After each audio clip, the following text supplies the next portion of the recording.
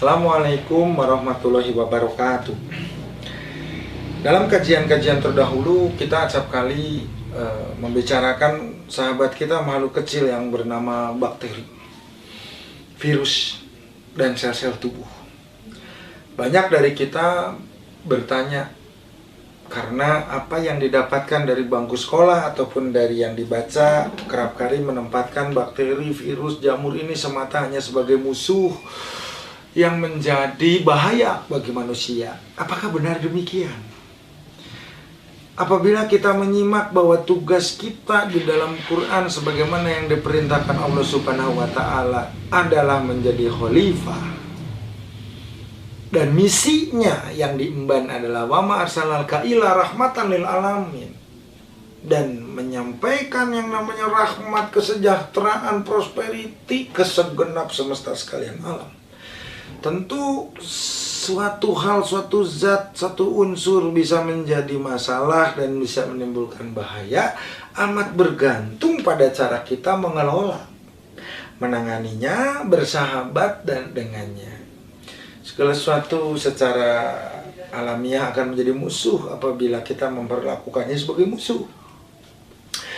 Bakteri ternyata tidak hanya yang kita kenal sebagai penyebab kolera, misalkan Vibrio kolera, penyebab tipus Salmonella typhi, penyebab difteri Corynebacterium diphtheri, hepatitis, penyebab radang hati ataupun bakteri dan virus lain yang ngeri, Middle East Respiratory Syndrome yang kemudian mengakibatkan orang memberikan travel warning, jangan pergi ke suatu negara nanti kena virus corona, bahaya. Sesungguhnya banyak sekali bakteri yang punya fungsi dan berperan bagi kepentingan manusia. Bahkan di dalam tubuh kita, ya, menurut penelitian John Minden, itu ada 100 triliun bakteri di dalam saluran cerna di usus kita. Dan kalau keseimbangannya terganggu, jumlahnya kurang atau jenisnya tidak lengkap, biodiversitasnya jelek, keanekaragaman hayatinya terganggu akibat makanan dan obat yang sembarangan kita konsumsi, menurut Elie Metchnikoff, ini bisa menjadi idiom atau idiom death begins in the colon. Kematian bisa diawali dari usus besar manusia. Bakteri-bakteri yang baik ini yang berada dalam usus kita bahu-membahu menghasilkan neuropeptida, yaitu zat kimia yang dari otak. Maka bakteri di usus jelek, pikiran dan mood emosi menjadi jelek. Bakteri-bakteri ini juga membantu aktivasi dari beberapa protein seperti gen GLP dalam proses sintesa atau metabolisme glukosa. Maka orang diabetes pun bisa diawali atau diobati dari saluran cerna. Maka bakteri usus ini pula yang membantu melatih sel-sel pertahanan tubuh, limfosit muda baik T dan B, supaya bisa menjadi prajurit yang selain gagah kuat mampu mengenali juga musuh-musuhnya.